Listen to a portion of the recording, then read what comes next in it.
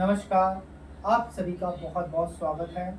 मेरे साथ आज बातचीत करने के लिए हैं अमित जी, इंश्योरेंस एक्सपर्ट्स।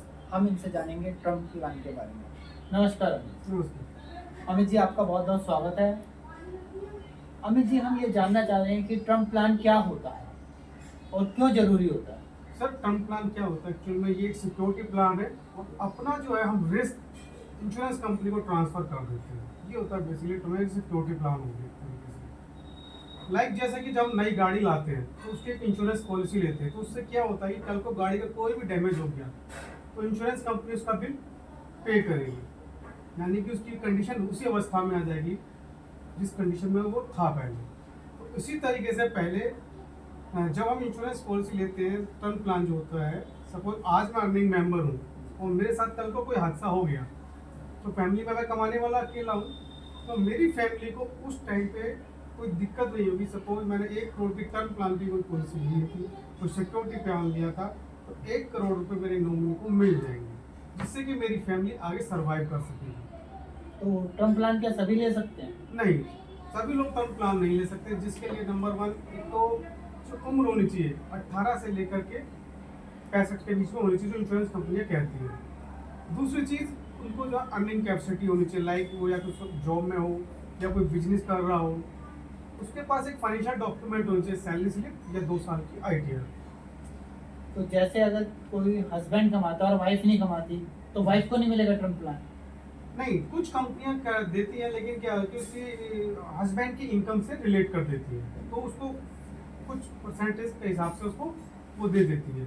आपने अभी डॉक्यूमेंट्स की बात करी, तो कौन कौन से डॉक्यूमेंट्स चाहिए होते हैं टर्म प्लान देते वक्त? फाइनेंशियल प्रूफ चाहिए, जो हमारे इंडिया के हिसाब से अगर देखते हैं, या तो सैलरी स्लिप होती है, या फॉर्म 16 होता है, या फिर आईटीआर होती है। और कौन कौन सी टर्म्स एंड कंडीशंस होती हैं देते वक्त? ऐसी कोई कंडीशन ये नंबर 1 तो यही है, इनकम प्रूफ होना चाहिए। दूसरा, वो मेडिकली फिट होना चाहिए, उसको कोई बीमारी नहीं होनी चाहिए, क्योंकि कोई भी कंपनी है तो सबसे पहले इनकम प्रूफ मांगती है। दूसरी चीज़, वो अपना मेडिकल करवाएगी। तीसरी चीज़ जो एक आती है, एक क्वालिफिकेशन प्रूफ, जो मैंडेटरी आ जाता है कई बार कई इंश्योरेंस कंपनी, कुछ इंश्योरेंस कंपनियां नहीं मांगती, कि जैसे कि सपोज अगर कोई 8वीं पास है या 10वीं पास है, इनकम तो उसकी आ रही है मान लो लाखों में, उसने बिजनेस कर रखा है, लेकिन वो उस क्वालिफिकेशन के हिसाब से कंपनी में मैच नहीं कर रहा है, तो कंपनी उसको टर्म प्लान उतने का नहीं दे सकती। तो ऐसी कब कंडीशन आती है कि टर्म प्लान कैंसिल हो सकता है? ऐसी बहुत सारी कंडीशन है, लोग ड्रिंक एंड ड्राइव में हो जाता है, या कुछ लोग बंजी जंपिंग करते हैं, पहाड़ों पर जाते हैं, जानबूझ के अपनी लाइफ को रिस्क में लगेना, जो कि इंश्योरेंस कंपनी कॉन्ट्रैक्ट में नहीं होता, वहाँ पे क्लेम रिजेक्ट होता है। या कुछ चीज़ें ऐसी होती हैं, सपोज पॉलिसी लेते वक्त हमने कुछ चीज़ों को छुपा दिया।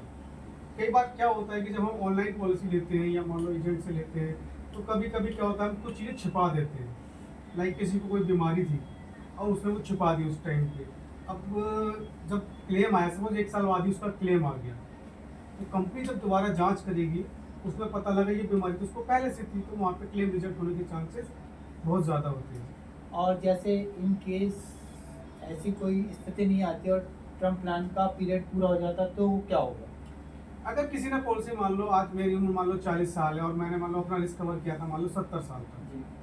तो दो तरह के प्लान होते हैं। एक होता है प्योर एंडोमेंट, जिसमें हमारे को क्या होगी 70 साल 75 साल तक का हम प्रीमियम देंगे, या लिमिटेड में दिया था तो हमें कोई पैसा रिफंड नहीं होगा उस टाइम पर। लेकिन कुछ एक पॉलिसी ऐसी है जिसमें क्या हम रिटर्न ऑफ प्रीमियम बोलते हैं, जिसमें क्या होता है कि सपोज मेरा नॉर्मल जो रिस्क कवर पॉलिसी में अगर मैं ले रहा हूँ 1 करोड़ में, मान लो 20-22 हज़ार रुपये आ रहा है, तो वहीं पर वो 30 से 35 हज़ार रुपये आएगा, और वो प्रीमियम जो है वो लास्ट में विदाउट इंटरेस्ट पे हो जाएगा। मतलब मेच्योरिटी पे, जब 70 साल का रिस्क कवर था तो वो मेरा प्रीमियम अमाउंट उनको मिल जाएगा। चलिए अमित जी, आपने हमें बहुत अच्छी जानकारी दी टर्म प्लान को लेके। आगे भी हम इस तरह की आपसे जानकारियाँ लेते रहेंगे और प्लान्स के ऊपर। धन्यवाद। धन्यवाद।